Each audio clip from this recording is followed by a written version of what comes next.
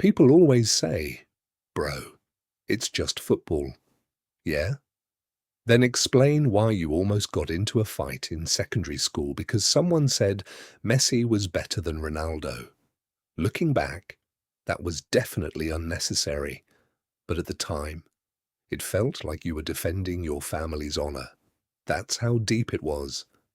Cristiano Ronaldo wasn't just your favorite footballer, he was your childhood, your inspiration, your GOAT. And trust me, you had no idea this obsession was about to be tested in the worst possible way. While everyone else wanted to be Spider-Man, you wanted to wear number 7. Every afternoon after school, you'd grab a football, run outside, and convince yourself today was the day a scout would magically appear. Did you even know what a scout looked like? Nope, didn't matter. In your head, every random uncle walking past the field was secretly judging your talent. Spoiler alert, they were just trying to get home, but hey, dreams don't need logic. At some point, supporting Ronaldo stopped being something you did. It became who you were. Wallpaper? Ronaldo. Profile picture? Ronaldo. Lock screen? Ronaldo. Even your YouTube recommendations were basically saying, "Bro, maybe watch something else." Your mom walked into your room one day, looked around, looked back at you, and said, "Does this man know you exist?" Honestly, fair question. Then social media entered the chat. Worst decision football fans ever made. Every single day someone would wake up, open the internet, and choose violence. Messi is the GOAT. That was it. Your fingers were already typing before your brain even processed the sentence. You had paragraphs ready, statistics ready, old clips bookmarked, confidence, unlimited, accuracy. Let's not get into that. Match day wasn't just another day. It was an event. Snacks? Ready. Phone? Fully charged. Favorite seat on the couch? Reserved 3 hours in advance. If anyone changed the channel, you took it personally. Family members learned very quickly, unless the house was literally on fire, do not interrupt. Looking back, yeah, you were being a little dramatic, but in your defense, Ronaldo was playing. Every 4 years, you'd tell yourself the exact same thing. This is Ronaldo's year. Didn't matter what anyone said, didn't matter who the favorites were. You believed every single time. Looking back, your optimism deserved its own Ballon d'Or. Your friends kept saying, "Bro, be realistic." And you were like, "Realistic people don't make history," which sounded really inspirational until reality showed up. Football wasn't something you watched. Football was your personality.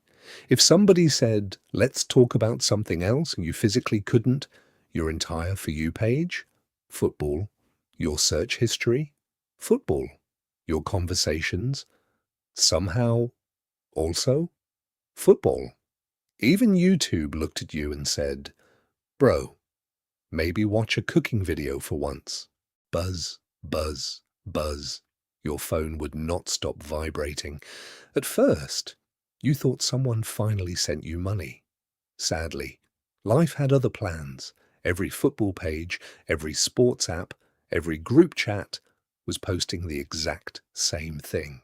The World Cup final was officially here. Suddenly, this wasn't just another football match anymore. You opened the fixture, took one look, then froze. Messi was just one game away from winning a second World Cup. You blinked, checked again, same fixture, same reality. You looked up at the ceiling like, "God, we can still fix this." Deep down, you already knew tomorrow was going to be a very stressful day. You barely slept. Every time you closed your eyes, your brain reminded you what was about to happen. Messi could actually win this. Nah, stop thinking like that. Argentina can still lose, right? Yeah, you were trying to convince yourself more than anyone else. You plugged your phone in, put your jersey on the chair, set 3 different alarms, because there was absolutely no way you were missing this match. Tomorrow, football history would be written. You just prayed it would be the history you wanted. The alarm didn't even need a second chance. You were already awake. Matter of fact, you barely slept. Every time you closed your eyes, your brain whispered, "Bro, today's the day." You grabbed your phone. Big mistake. 23 notifications before you even opened them. You already knew what they were about. Football had officially taken over the internet. You opened Instagram. First post, match prediction, scroll, Messi edit, scroll again. Another Messi edit. Bro, was Instagram trying to tell you something? You closed the app immediately. Nope, not today. You told yourself you'd stay away from social media until the match was over. Honestly, that lasted about 7 minutes. Then the group chat woke up. One message, then another, then 43 unread messages. You already knew somebody was cooking. You opened it anyway. Biggest mistake of the morning. Voice notes, memes, predictions, and that one friend, the one who never misses a chance to troll you, had already started. Hope you're ready. Bro, it's 8 a.m. Can I at least brush my teeth first? Every football fan has that one weird ritual. Yours? Everything had to be perfect. Same jersey, same seat, same snacks, same lucky socks. Don't judge. They've survived 3 tournaments. At this point, they deserved a trophy too. Deep down, you knew none of it changed the result, but changing the routine. Nah, why risk it? About an hour before kickoff, your best friend called. First thing he said, "Final prediction?" You didn't even hesitate. "Argentina's not winning today," he laughed. Not a normal laugh. That, "I'm saving this conversation for later" kind of laugh. Before hanging up, he said, "Bro, don't disappear after the match." You laughed too, confident, relaxed, completely unaware that those words were about to age like milk. Here we go. 90 minutes. That's all it came down to. You grabbed the remote, took one deep breath, and sat in your lucky spot. Nobody was allowed to talk. Nobody was allowed to stand in front of the TV. If you needed something, you should have gotten it before kickoff. The referee looked at his watch, blew the whistle, and just like that, history was in motion. The first few minutes weren't even that bad. You kept telling yourself, "Relax. It's just the beginning." Then Messi touched the ball. The crowd exploded. He dribbled one player, then another, and suddenly you sat up. Nah, why is he looking so comfortable already? Every time he got the ball, your heart skipped a beat. You weren't even breathing normally anymore. Then it happened. Messi took one shot, and for 1 second, your entire soul left your body. The ball flew just wide. You jumped off the couch like, "Thank you." Bro, you celebrated a missed shot like your team had scored.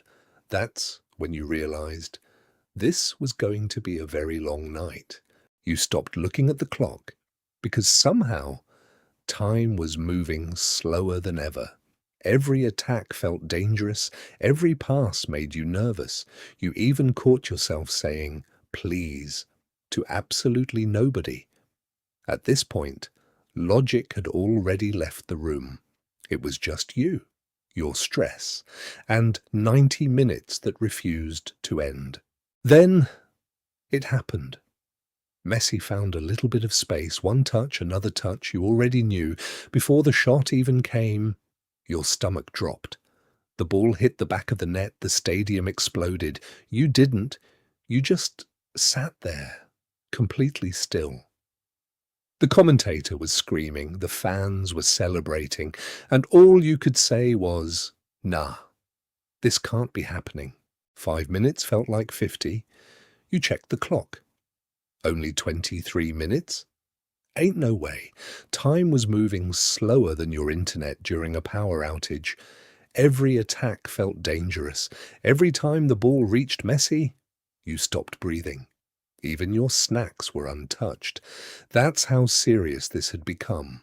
Anybody who knows football knows untouched snacks are a bad sign. The ball landed inside the box. Everybody froze, including you.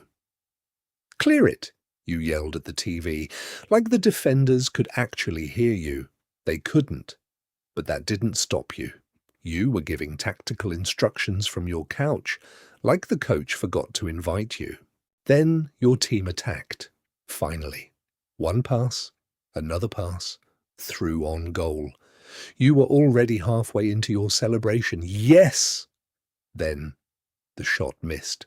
You slowly sat back down, didn't even say anything, just stared at the TV, wondering why football enjoyed stressing people this much.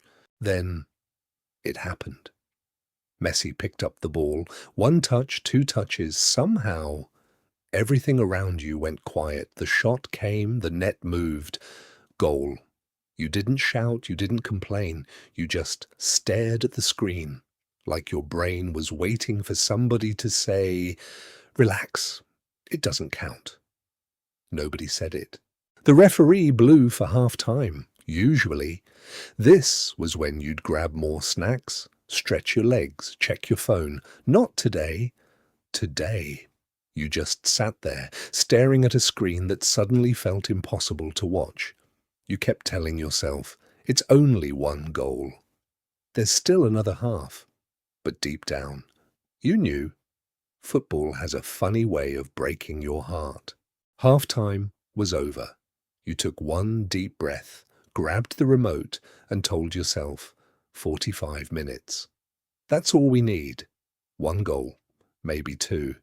Football has produced crazier comebacks, right? You kept repeating that sentence, not because you believed it, but because you needed something to hold on to. 60 minutes, 65, 70. You weren't watching football anymore, you were watching the clock. Every minute that disappeared felt like hope disappearing with it. Then you caught yourself doing something ridiculous. You started calculating. Okay, if they score now, then another one in the 89th minute. Extra time. Bro, your brain was writing movie scripts. Every attack felt like the last chance. You weren't asking for a miracle anymore, just one goal. That's it. Somewhere along the way, you stopped making jokes. You stopped touching your snacks. You even forgot your phone existed. The only thing that mattered now was the next attack. 90 minutes, then the board went up. Added time, you sat up immediately. Okay, we're still alive. Every pass felt bigger. Every clearance made your heart sink.